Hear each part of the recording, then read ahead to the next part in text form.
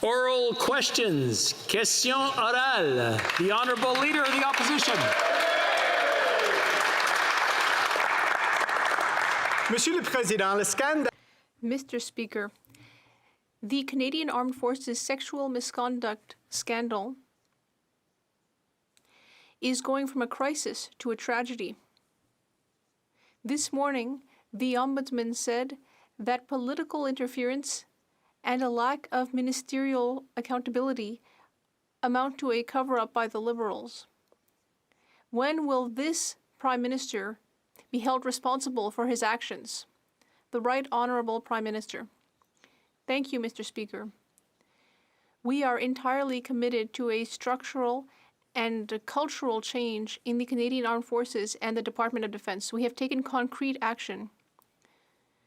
We have appointed Jenny Carignan, and we have also recently appointed Louise Arbour, who will be carrying out an arm's-length review of the matter. In Budget 2021, we committed to investing more than $236 million to fight sexual misconduct in the armed forces. We will continue to do the work that we need to do to ensure that everyone who serves is appropriately protected and supported. The Honourable Leader of the Opposition. Ombudsman said that the sexual misconduct cover-up in our military has gone from a crisis to a tragedy. He said this government's actions and failures have eroded trust in our military. Unlike the Prime Minister, the Conservatives have a 5-point plan to secure our future and to restore accountability to Ottawa and to institutions like our military. Rather than ask a question to have the Prime Minister read something back to me, I just want to say to Canadians, we will clean up this mess in Ottawa. The Right Honourable Prime Minister. Mr. Speaker, since the day we came to office in 2015, we have been focused on creating a fairer, more just Canada for everyone. And that means standing up for women's rights. That means moving forward on fighting sexual harassment and discrimination in the workplaces, including the Canadian Armed Forces. It means reconciliation. It means doing the hard lifting that hadn't been done over 10 years of a Conservative government. That is exactly what we've been focused on for the past 5 years. We've made significant progress, but absolutely, there is much more to do. We will continue to do the hard work of delivering for all Canadians. Honourable Leader of the Opposition. The only hard work of this Prime Minister has been delivering for his friends, Mr. Speaker. Yesterday, we learned he forced almost all the Liberal MPs to give taxpayer dollars to the Prime Minister's lifetime friend, Tom Pitfield. Mr. Pitfield is not just the Prime Minister's buddy, he's also married to the former Liberal Party president. It certainly pays to be a Liberal insider in Ottawa these days. We know of at least 149 contracts given to Mr. Pitfield. Can the Prime Minister assure this House that there are not more government contracts to him? Right Honourable Prime Minister. Mr. Speaker, as all members in this House knows, it's critical for members of Parliament to keep track of their constituents' concerns, matters that they bring to their attention, and issues that need to be addressed. All politicians do that. All members of Parliament do that. We have a data management system that is entirely separate from the functioning of political parties. That is something that continues to matter, and we followed all the rules and principles that guide the separation of politics from the work for constituents. The Honourable Leader of the Opposition. The only thing the Prime Minister keeps track of is how his friends and insiders are doing, from SNC Lavalin to to Mr. Pitfield. Mr. Pitfield, the Prime Minister's lifetime friend. He stood in the Prime Minister's wedding party. You know, they even took an illegal trip to a billionaire's island together, Mr. Speaker. Canadians can't afford more of this insider dealing and corruption. Can the Prime Minister assure this House that he never personally approved a contract to Tom Pitfield or to Data Sciences? Right Honourable Prime Minister. Mr. Speaker, throughout this pandemic, we have been focused on supporting Canadians who need help, and that's exactly what we've done. Whether it was the millions of Canadians helped with the Canada Emergency Response Benefit or expanded EI, whether it was the workers and small businesses we've been able to support with the wage subsidy, our focus through this pandemic has been being there for Canadians, and that's exactly what we have. While Conservatives have nothing to do but try and sling mud and see what sticks, we're going to stay focused on Canadians. Let them focus on me. I'll focus on people who really need the help right across the country. The Leader of the Opposition. Well, Mr. Speaker, we'll see if this sticks. There is a contract from the Prime Minister in this pandemic to his good friend, Mr. Pitfield, something his office also ensured that 148 other members of Parliament gave taxpayer money to the Prime Minister's lifetime friend. In the midst of a pandemic, Mr. Pitfield runs Liberal List. You need to be on Liberal List to be a judge in this government's Canada, Mr. Speaker. Will the Prime Minister today apologize for putting the interests of his friends ahead of the interests of Canadians? The Right Honourable Prime Minister. Once again, Mr. Speaker, the Conservatives will never let the facts get in the way of a good political attack. Unfortunately, Canadians deserve better than that. And fortunately, we have a government that is entirely focused on that. In terms of managing the needs of our constituents, MPs across all different parties use database management systems to support Canadians. And I can assure you that we are following all the rules in keeping those databases separate and indeed ensuring that House resources are used for constituency business, not political purposes. The other parties can't say that the same way. L'Honorable Député de Belleuil-Chambly. The Honourable Member for Belleuil-Chambly. Mr. Speaker, once again, the Prime Minister has announced new border measures without actually considering that perhaps it shouldn't be off the cuff. Now we've heard that for people who have received 2 doses, there will be fewer measures, but not for their children. There also won't be measures to help people who contracted COVID and can't get a second dose. Nor are there measures for vaccinated international travelers. This is all improvisation. Hasn't this Prime Minister learned something after a year of pandemic? The Right Honourable Prime Minister. On the contrary, Mr. Speaker. What we've unveiled here is a gradual and responsible plan for border reopening. Starting July 5th, all travelers who are fully vaccinated will not have to go through quarantine. That will facilitate gradual reopening. We will announce further measures in the next few weeks as more Canadians get vaccinated, because we are always concentrating on the necessity of prioritizing Canadians' health. The Honourable Member for Belleuil-Chambly. Well, the Prime Minister is now saying that on July 21st, he will be announcing more measures, but that's a time when no one is watching the news. It's the middle of the summer. This will create further confusion. There should be clear, uncomplicated rules dictated by public health.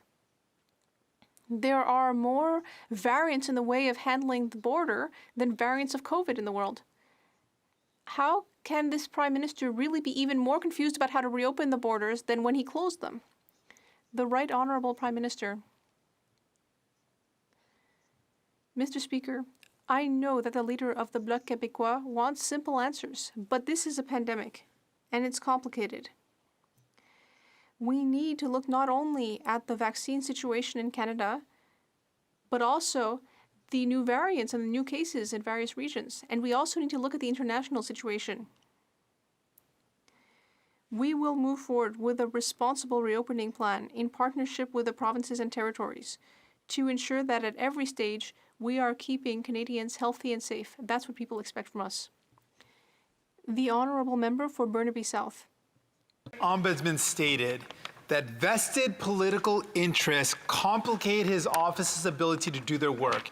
This is outrageous. He goes on to say, when the Liberal government refuses to listen to his office's recommendations in order to advance political interest and their self-preservation or career advancement, then members of the defense community suffer. Specifically, women suffer because there continues to be a climate that is conducive to sexual misconduct against women. What's it going to take for the Prime Minister to fix this? Honorable Prime Minister.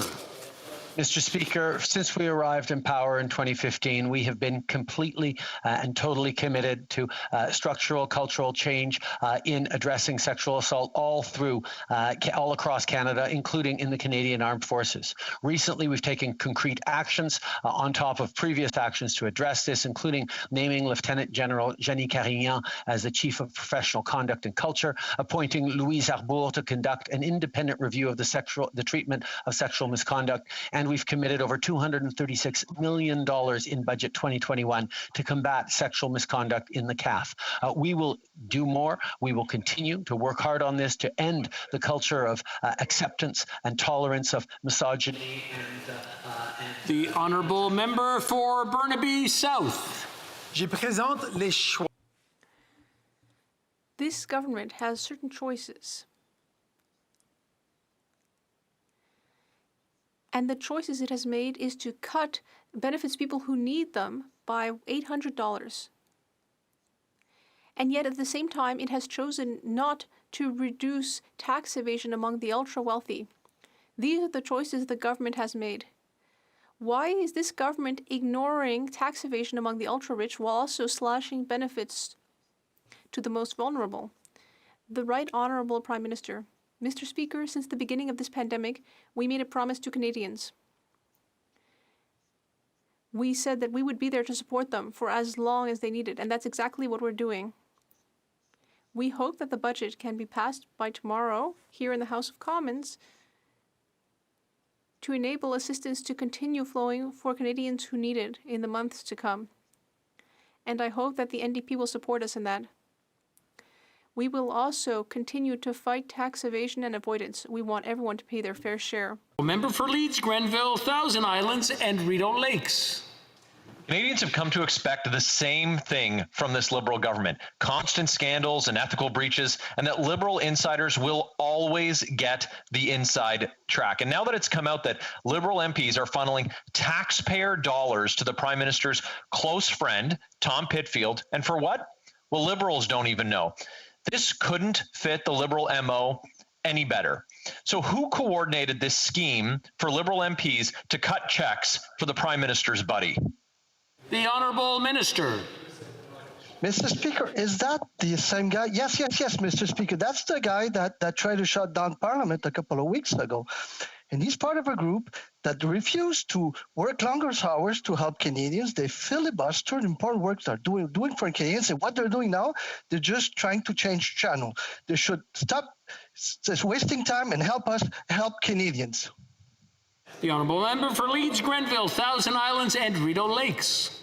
Well, I'm glad that the government House leader holds me in such high esteem that after he shut down Parliament during a pandemic and his members prorogued, they were supporting the prorogation and filibustered across all kinds of committees. He wants to talk about me instead of talking about the fact that him and his colleagues are funneling taxpayer dollars to support Liberal Party back office and black ops. So like we've seen before, whenever there's a racket to be run in this government, you can be sure that those closest to the Prime Minister are involved. So will the Prime Minister tell Canadians who gave the order for Liberal MPs to funnel taxpayer money to the PM's pal? Honourable Minister. Well, there they go again, Mr. Speaker. Personal attacks on well-respected individuals.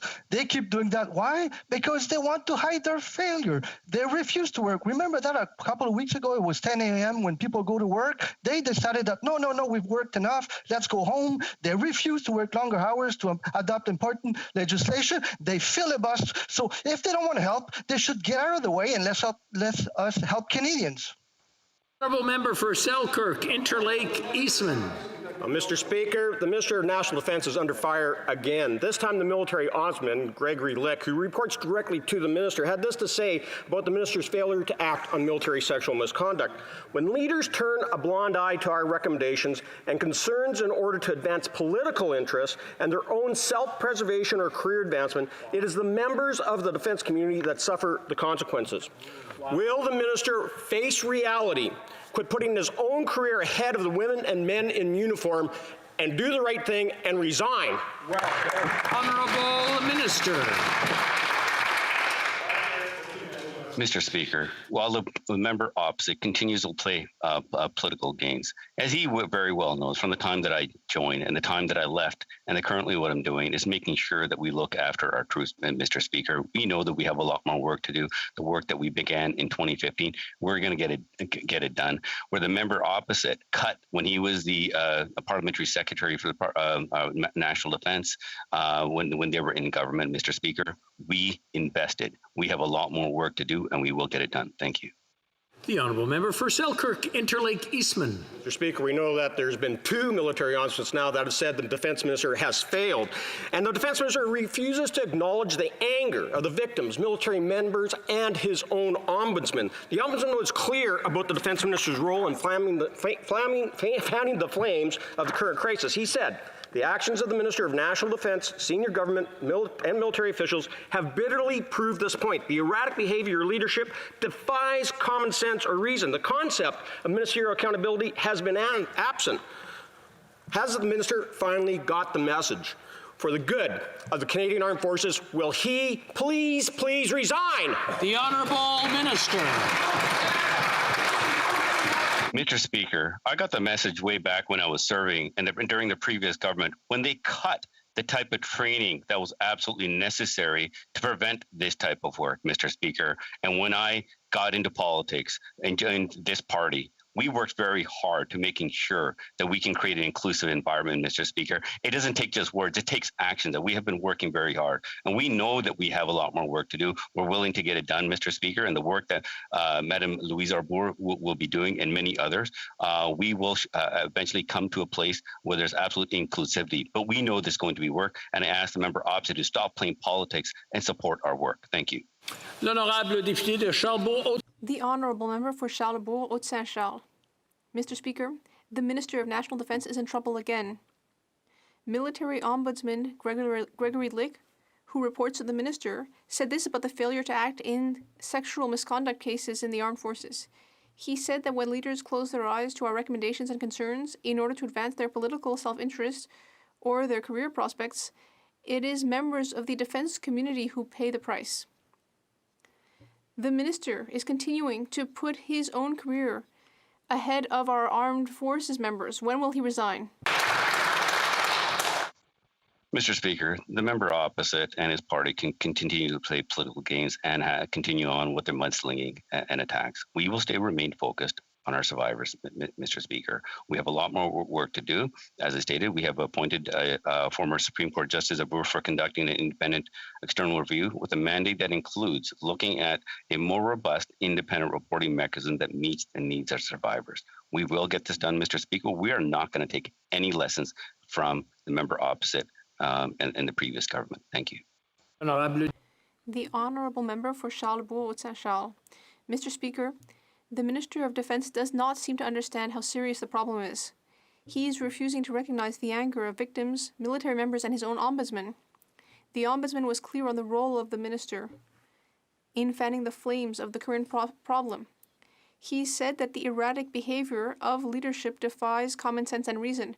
The concept of ministerial accountability seems completely absent. Does the minister understand that he has failed? Will he do the right thing and resign?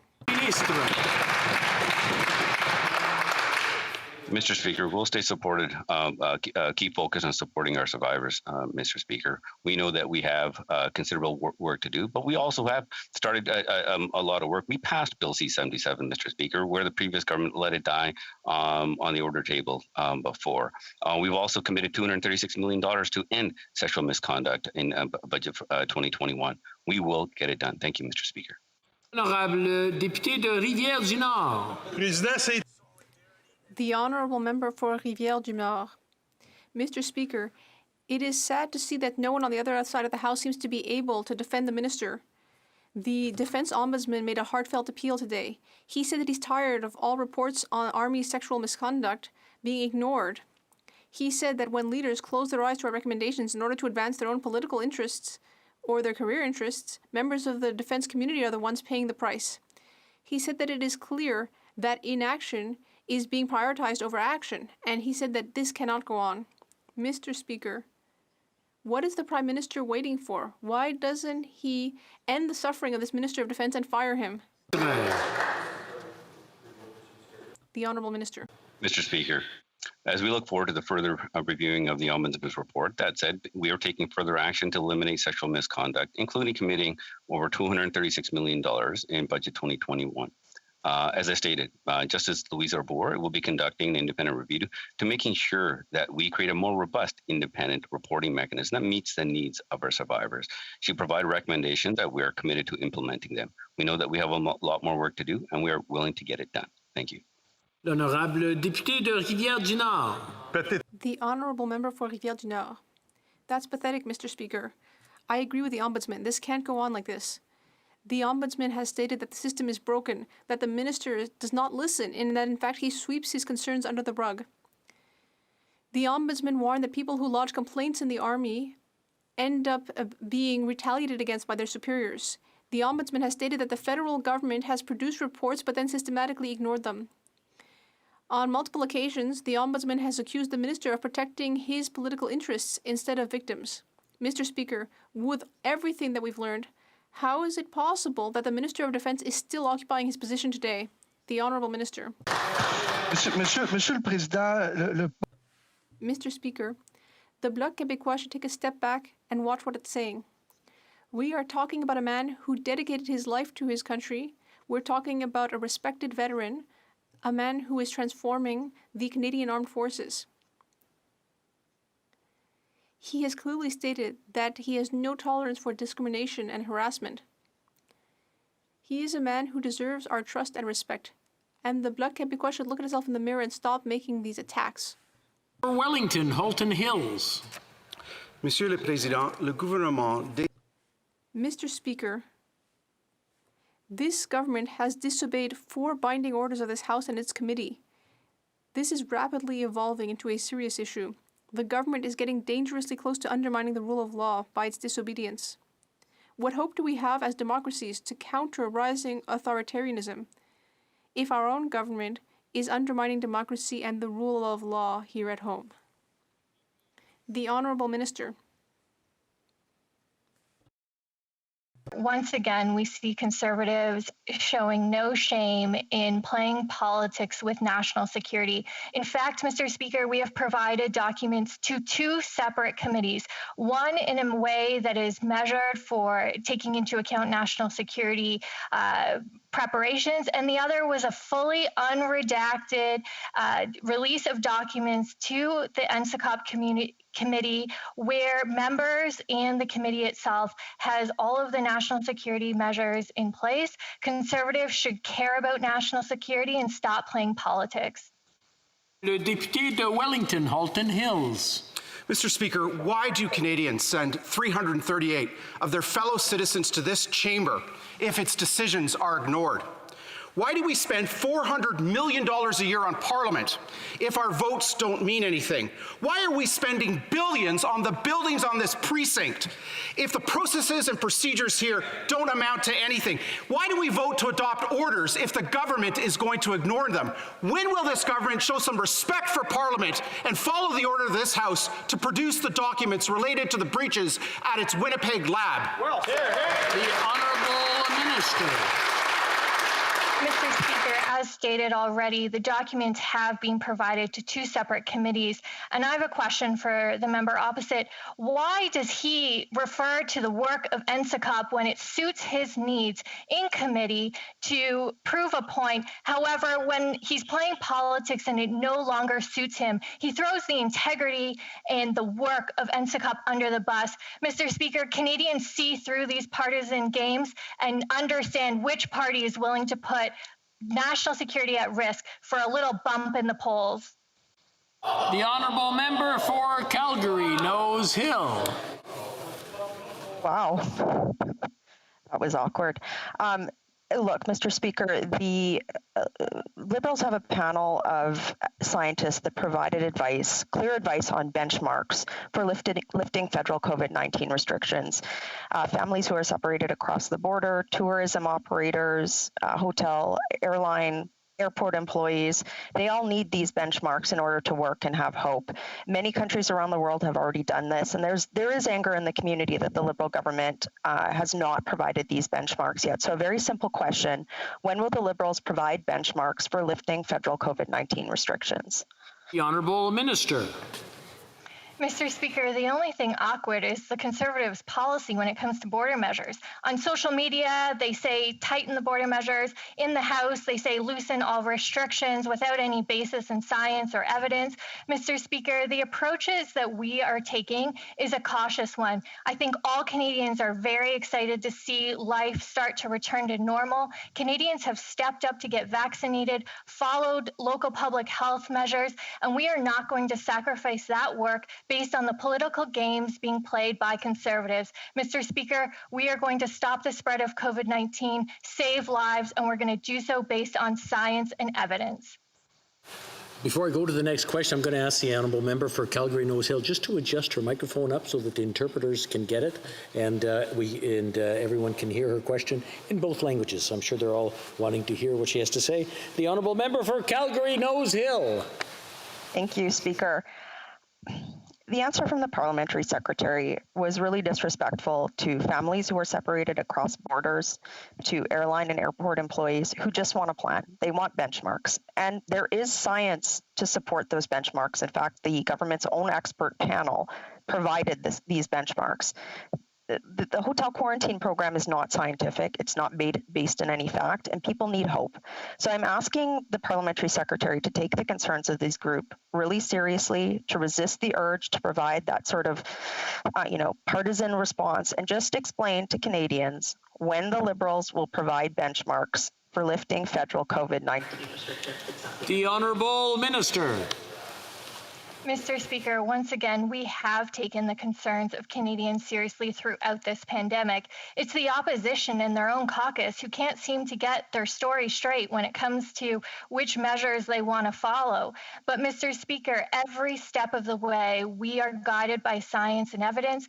Throughout this pandemic, we have had to adapt and adjust as the virus has changed. We've done so to keep Canadians safe and to save lives. While the member opposite want to play politics, we are taking this virus seriously, and we have put in place a cautious approach to make sure that the hard work that all Canadians has done is not lost. That's what our government is committed to. We are taking care of Canadians. Conservatives continue to play politics. The honourable member for Vancouver East. Imagine having Canada recognize your asylum claim only to be told that your children must wait patiently in an environment where they are at risk. The processing time for dependents of asylum seekers is 39 months. Right now, from Gaza alone, there are at least 10 refugees in Canada who've been separated from their loved ones for over 2 years. The Canadian Council of Refugees calling on the government to uphold the UN Convention on the Rights of the Child with a 6-month processing target. Will the minister immediately issue a temporary resident visa so that they can get them to safety and reunite with their loved ones? Honourable Minister. Mr. Speaker, since forming government in 2015, we've doubled the number of refugees in comparison to the last Conservative government. We've introduced and expanded pathways for Yazidis and survivors of Daesh, guardian angels, and Afghan Sikhs. And this year, we've already extended protected status to roughly 20,000. That is nearly double what the Conservatives did in their last year of government in 2015 in half the time. Mr. Speaker, I am proud of the work that this government has done in upholding human rights through our asylum systems, and we will continue to do that. The honourable member for Churchill, Kiwatnook-Askey.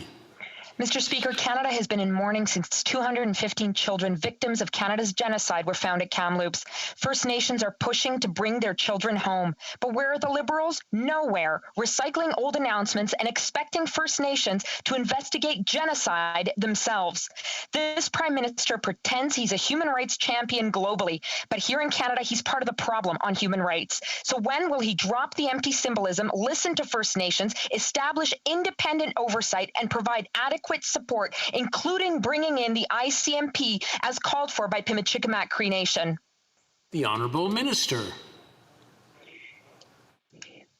Thank the member for the question, and all Canadians have been heartbroken since we learned of the remains at the former Kamloops residential school. We are working with all of our partners, and this morning we were able to announce $488 million to $48.8 million for the FSIN to be able to begin their work.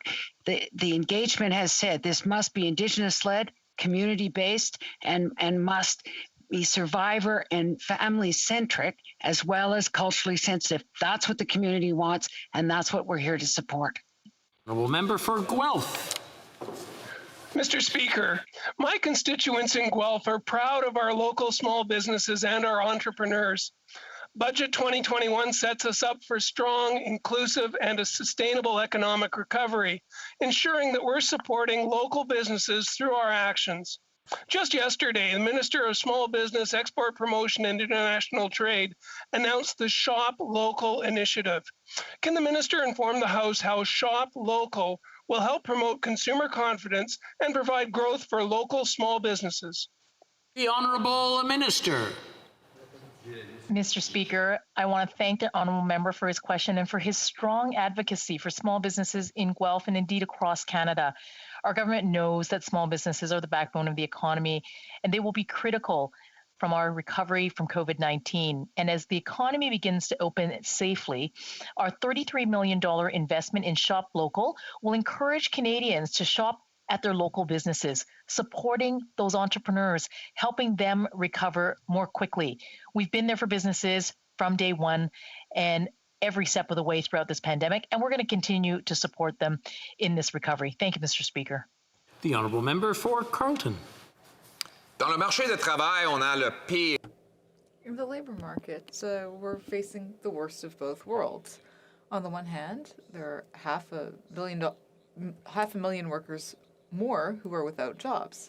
On the other hand, there are 500,000 positions with no workers to fill them.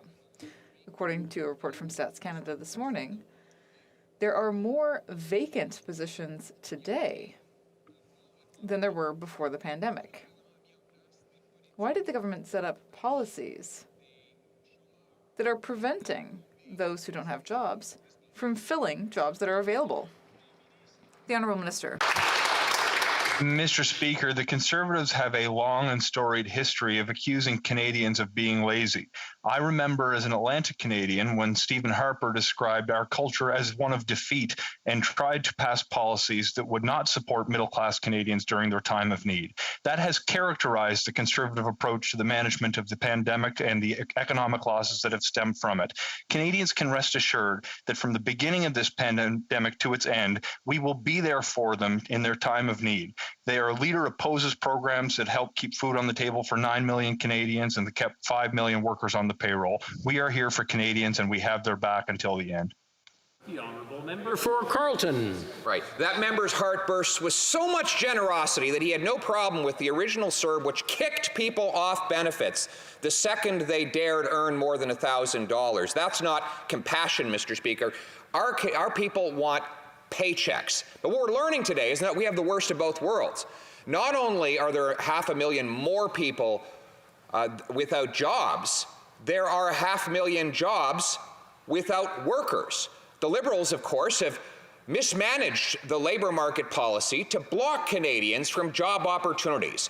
Why are they preventing Canadians who want a paycheck from getting one? The Honourable Minister. Mr. Speaker, from the very beginning of this pandemic, the Conservatives have opposed our emergency supports that were designed to keep workers on the payroll and help families keep food on the table and a roof over their heads. In fact, that member held a press conference so he could declare that Conservatives do not support big fat government programs. His leader has spoken at length about his opposition to CERB, which helped feed 9 million Canadian families. And last night, the Conservatives voted against measures that were going to continue to support households and business, and indeed ensure that Canadians going forward would have a source of funds so they can earn paychecks. I will not take lessons from the Conservatives when it comes to economic management in emergency. This government has had Canadians back and will until the end of this pandemic. The honourable member for Calgary, Rocky Ridge. Well, Mr. Speaker, Canada is still playing catch-up with the rest of the world because of the government's hapless vaccine procurement. Small businesses still don't know if they're going to lose a second summer season, and the government has not produced a pathway to normalcy, especially for small businesses that depend on an open border for tourism. I don't know how many times we've had to ask, Mr. Speaker, maybe today is going to be the day. Will this government finally table a real plan for a safe, permanent reopening? Honourable Minister. Mr. Speaker, evidently the member opposite isn't aware that Canada is first in the G20 and the G7 for the percentage of population with one dose of vaccine. We've delivered 36 million doses to the provinces and territories. 76% of eligible Canadians have had one dose, Mr. Speaker. We are going to have 50 million vaccines in this country before the end of June and 68 million before the end of July, Mr. Speaker. I don't think that's hapless work. That's work focused on Canadians, and we'll keep doing it. Thank you. L'honorable député de Beauce. The honourable member for Beauce.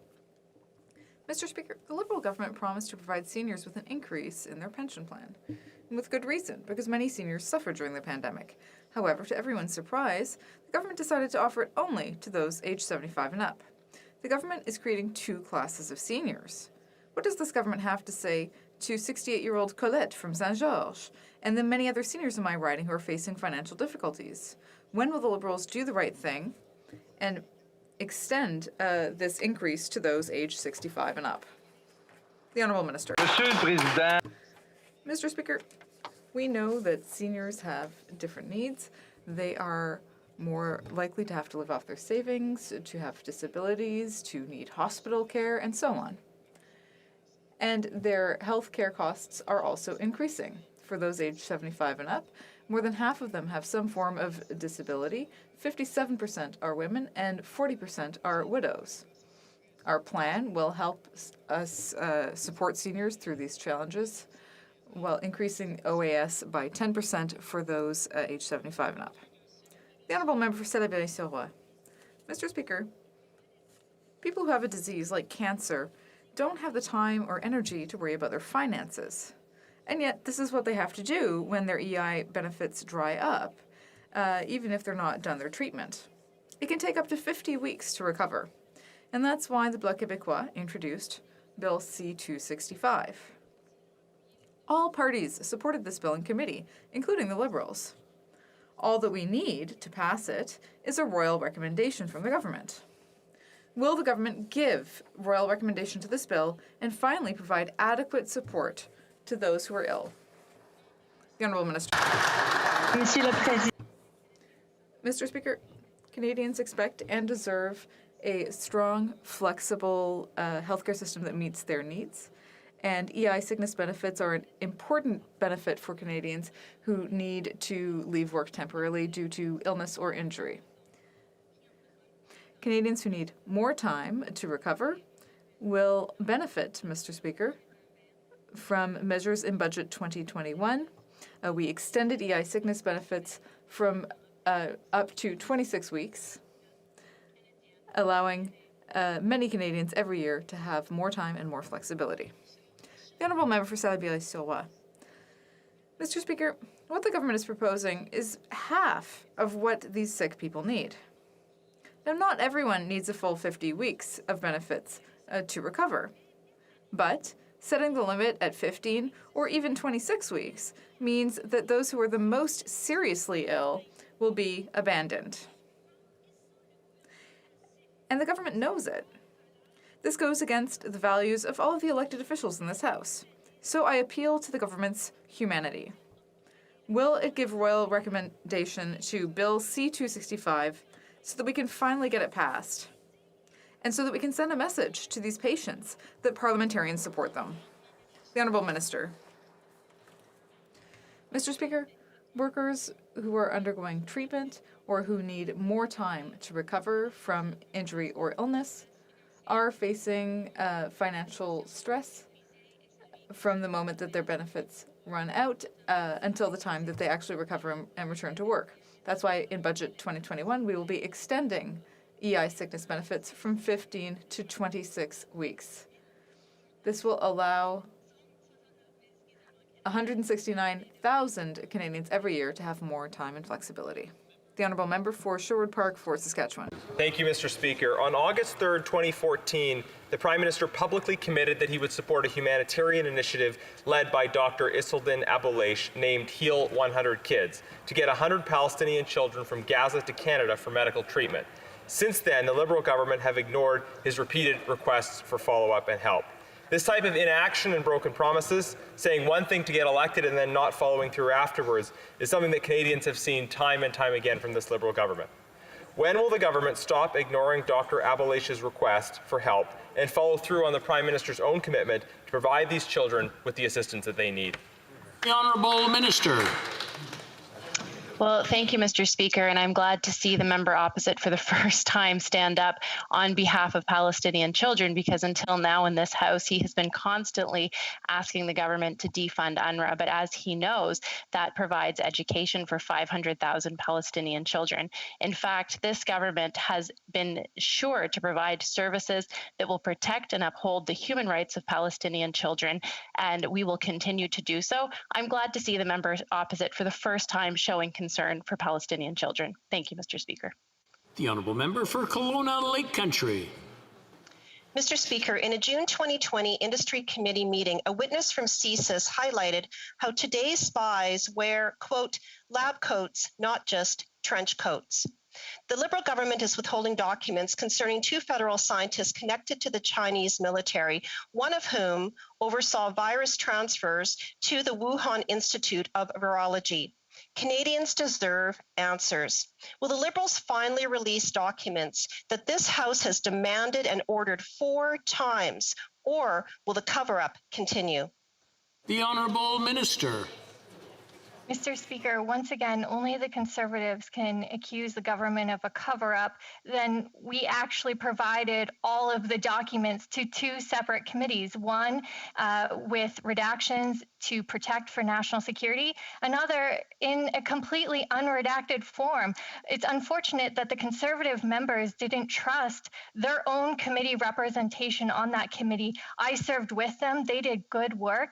And it's a shame that Conservatives are more focused on innuendo and conspiracy theories than doing the job of parliamentarians in this House and protecting the national security of all Canadians. L'Honorable. The Honourable Member for Montmagny, Lille, Kamouraska, Rivière-du-Loup. Mr. Speaker, the Liberal government is continuing its cover-up by preventing parliamentarians from getting all the facts about the firing of the 2 scientists from the National Microbiology Laboratory in Winnipeg. The government House Leader even insulted the independent law clerk by stating yesterday that he didn't have the training or expertise to evaluate the documents that were requested. Will the Liberals finally comply with the will of the House, or will they threaten an early election and hope that this scandal blows over, Mr. Speaker? The Honourable Minister. Monsieur le Président. Mr. Speaker, my colleague neglects to mention that we provided possible solutions that you could explore, Mr. Speaker. The government, of course, recognizes the fundamental roles of Parliament and parliamentarians, but it also recognizes the importance of protecting national security and keeping certain things secret. So we proposed a solution, and contrary to my colleague who's trying to play petty politics, we are proposing concrete solutions that you can explore, and I hope that we'll be able to work together. The Honourable Member for Alfred Pellan. Mr. Speaker, The pandemic has highlighted the long-term inequities that affect the health, financial security, and well-being of people with disabilities. Fortunately, our government was there to protect the financial security of Canadians with disabilities with programs such as the single payment, the CRB, and the disability component of the Canada Student Emergency Benefit. We also introduced the first ever action plan for the inclusivity of persons with disabilities. Can the Minister update us on the progress that our government has made to support Canadians with disabilities? The Honourable Minister. Mr. Speaker, I'd like to thank the member for Alfred-Pélan for his advocacy on behalf of people with disabilities. Since 2015, our government has taken historic steps to create an inclusive Canada for those with disabilities. And Budget 2021 builds on these steps by putting the maxim, "Nothing without us," into action. We are investing in accessible communities, training and job creation, student with disabilities, and inclusive childcare. And this morning, we introduced legislation to create the Canada Disability Benefit. This important legislation will help reduce poverty and promote financial security for working Canadians with disabilities. Everyone benefits when we take an inclusive approach. Member for Oshawa. Yesterday, on the issue of gun violence after the tragic Etobicoke shooting that seriously injured an 11-year-old, a 5-year-old, and a 1-year-old, the Minister of Public Safety stated that his government's approach to banning firearms owned by law-abiding citizens will curb such violence. Yet his government introduced Bill C-22, which weakens penalties for gun crimes by eliminating mandatory minimum sentences. Mr. Speaker, can the Minister of Public Safety please explain how weakening penalties for gun crimes somehow reduces gun crime? The Honourable Minister. Thank you very much, Mr. Speaker. And to be very clear, we promised Canadians that we will strengthen gun control, and we have done, are in the process of doing that. We know the Conservatives have promised to the gun lobby that they will weaken gun laws, and I believe that's a very serious mistake, Mr. Speaker. I also want to be clear that ensuring that we eliminate the systemic and structural racism that exists throughout the criminal justice system is another way to improve public safety in our communities by ensuring that all Canadians are treated in a just and fair way and given opportunities to participate fulsomely in our communities and in our society. Success for everyone in Canada is an important part of our strategy for keeping Canadians safe. The Honourable Member for Essex. Mr. Speaker, representing a border community, I hear daily from families and business owners who need to cross the border. A 14-day quarantine, a 3-day lockdown, and substandard fare, all at their own expense, Mr. Speaker. Meanwhile, their Prime Minister enjoys 12 hours in a posh hotel of his choosing, at taxpayers' expense. One set of rules for regular Canadians, another for him and his entourage. Mr. Speaker, when will the Prime Minister present a plan to safely reopen the borders? The Honourable Minister. Mr. Speaker, we are all incredibly excited to start to see a life post-COVID. This is precisely why we've started to release or adjust some of the border measures. But Mr. Speaker, we are going to do this in a cautious, responsible manner to ensure that all of the hard work, all of the sacrifices that Canadians have made is not lost. We are so grateful that Canadians continue to step up to get vaccinated, continue to follow local public health guidelines. And Mr. Speaker, by doing so, we are going to get through this. We are going to save lives. And Mr. Speaker, we are going to follow the science and evidence to make sure Canadians are safe. The Honourable Member for Red Deer Mountain View. Mr. Speaker, my riding of Red Deer Mountain View is now almost fully open despite the Liberal government's total failure to address the COVID-19 pandemic. We've succeeded because we're Albertans. Not only is Alberta now leading the way when it comes to vaccinations and reopening our economy, but we're poised to lead the way for an economic recovery across Canada, providing the Liberal government gets out of the way. When does this Liberal government ignore Alberta's leadership role and continually punish with draconian measures like Bill 69? Honourable Minister. Mr. Speaker, every step of the way, the federal government has been supporting the provinces and territories in order to combat the COVID-19 pandemic. In terms of PPE, we procured 2.7 billion items of PPE for the provinces and territories. Mr. Speaker, 40% of those contracts by dollar value are with Canadian companies, including companies from Alberta, Mr. Speaker. We have procured over 100 million vaccines, 50 million of which will have arrived by the end of June. Mr. Speaker, the Conservatives take credit for our vaccine procurement on the one hand, and they criticize our procurements of PPE and vaccines on the other. Which one is it, Mr. Speaker? I'd like to know. Thank you. The honourable member for Cape Breton-Canso.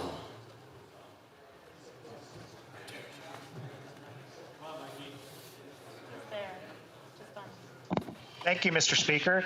Well, it's 2030, and I want to remind Canadians that the Conservatives were at the top of the mountain claiming that they wouldn't get vaccines for years. The leader of the opposition and the health critic stood in this place and said we wouldn't be getting vaccines for years. I believe it was until 2030. This is the same party that didn't believe that we would meet the targets that we're now exceeding. So, Mr. Speaker, let's get the record straight.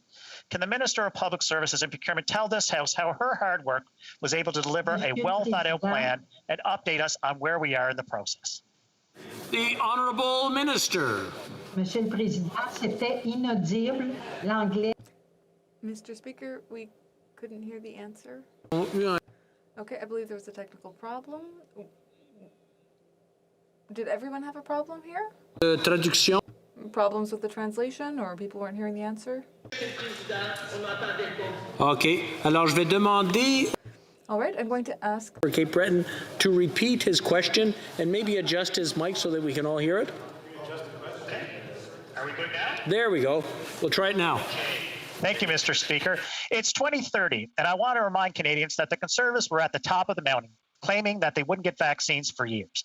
The leader of the opposition and the health critic stood in this place and said we wouldn't be getting vaccines for years, until 2030, I believe. This is the same party that didn't believe that we would meet the targets that we're now exceeding. So, Mr. Speaker, let's get to the point. Let's get straight to the record. Can the Minister of Public Services and Procurement tell this House how her hard work was able to deliver a well-thought-out vaccine plan and update us as to where we are in the process? The Honourable Minister. Thanks to the member for Cape Breton-Canso for his question. While the opposition criticizes and then takes credit for our vaccine procurements, I'm working on getting millions of doses into Canada as early as possible. This week alone, we are receiving 5.2 million doses from Pfizer and Moderna. We're on track to receive 50 million doses by the end of June and more than 68 million doses by the end of July. Canada continues to lead the world in vaccines because of hard work, and that's what I'll continue to focus on. Thank you, Mr. Speaker. The honourable member for Cowichan, Malahat, Langford.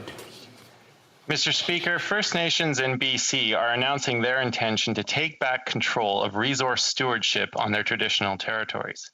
Many of these territories contain ancient old-growth rainforests and watersheds that are critical to our planet's biodiversity and important in fighting climate change. The Nature Legacy Program's budget and priorities are not nearly enough to support Indigenous-led initiatives to protect ancient old-growth stands.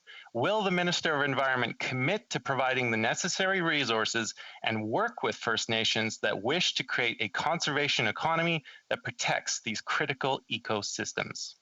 Honourable Minister. Thank you, Mr. Speaker. Thank you to my honourable colleague for the question. This government has made historic investments in protecting nature. Over the course of the past number of years, both marine and terrestrial, we have piloted in partnership with Indigenous peoples many Indigenous conserved and protected areas as part of that conservation agenda. It is extremely important of the path forward. We have committed to 30% protection by 2030 and are working very closely with provinces and territories and with Indigenous peoples across this country to ensure that we are doing what science tells us we must, which is protect biodiversity and stop the decline that has been happening over the past number of decades. For Hastings, Lennox and Addington. Mr. Speaker, last week I hosted a parliamentary press conference on the censorship of Canadian doctors and medical experts. Their testimony was truly shocking. Unfortunately, Facebook stopped my live stream in mid-conference. Despite this, the full press conference is now the most viewed video in history on CPAC's YouTube channel with over 500,000 views. However, on Facebook and Twitter, they are still restricting the sharing of this video on their platforms. Given the importance to democracy of Canadians seeing official parliamentary functions, does the minister denounce this censorship by big tech? The Honourable Minister.